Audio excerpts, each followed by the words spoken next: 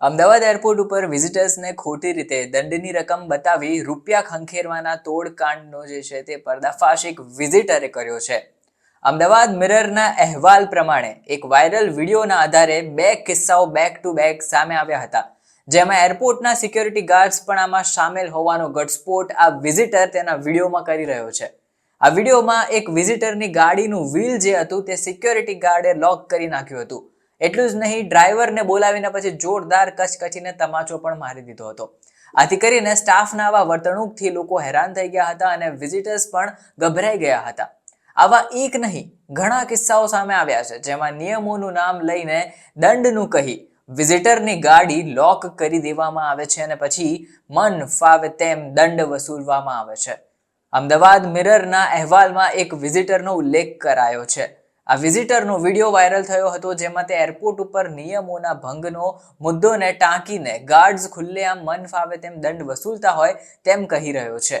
આમાં વિઝિટરે દાવો કર્યો હતો કે અહીં ગાડી લઈને જે કોઈ પણ આવે છે તેમાંથી મોટા ભાગના લોકોની ગાડીને તે લોકો લોક મારી દે છે. એક વ્હીલ લોક કરી દે એટલે ગાડી તમારી ચાલે જ નહીં. બાદમાં જ્યારે તમે સિક્યોરિટી જોડે જાઓ તો તે લોકો એક ગાડીના 500 રૂપિયા લે છે. હવે આ સમયે ઘણા લોકો એવા હોય, કદાચ ડ્રાઈવર હોય, એ લોકો આટલા બધા રૂપિયા ન પણ આપી શકે, કેમ કે એમને સતત વર્ધી તો હોવાની જ છે એરપોર્ટની. આવું એક નહીં અનેક વિઝિટર સાથે થાય છે. પાછું ઘણીવાર તો વિઝિટર દાવો કરે છે કે અમે કોઈ નિયમ નથી ભંગ કર્યો, પ્રોપર પાર્કિંગમાં મૂકી છે તો કેમ લોક કરી છે, તો ત્યારે ગાર્ડ્સ કશું કહેતા નથી, બસ દંડ ભરો જતા રહો, એવો દાવો અત્યારે લોકો કરી રહ્યા છે. આ વિઝિટરે પોતાની ઉપર જે વીત્યું હતું એ શેર કર્યું છે. હું એક પેસેન્જરને લેવા માટે એરપોર્ટ ગયો હતો તેવું વિઝિટરે કહ્યું. વધુમાં તેણે કહ્યું કે ડોમેસ્ટિક ટર્મિનલમાં અરાઇવલ એરિયા પાસે મેં મારી ગાડી રોકી અને ક્યાંય પણ નિયમનો ભંગ મારા તરફથી નહોતો થયો એની ખાતરી કરીને પછી જે પેસેન્જર જોડે ગયો. હવે આ સમયે પેસેન્જરને પિક કરીને હું જોતામાં પાર્કિંગ એરિયામાં આવ્યો મારી ગાડી જોડે, તો તરત એને કોકે લોક મારી દીધી હતી. હવે એને વ્હીલ લોક જોયું એટલે સિક્યોરિટીને પૂછ્યું, તો સિક્યોરિટીએ કીધું કે લોક ખોલવાના 500 રૂપિયા થશે. હવે આ દરમિયાન વિઝિટરે કહ્યું કે સર 500 રૂપિયાથી તો કશું નહીં, તમે 100 રૂપિયા રાખો.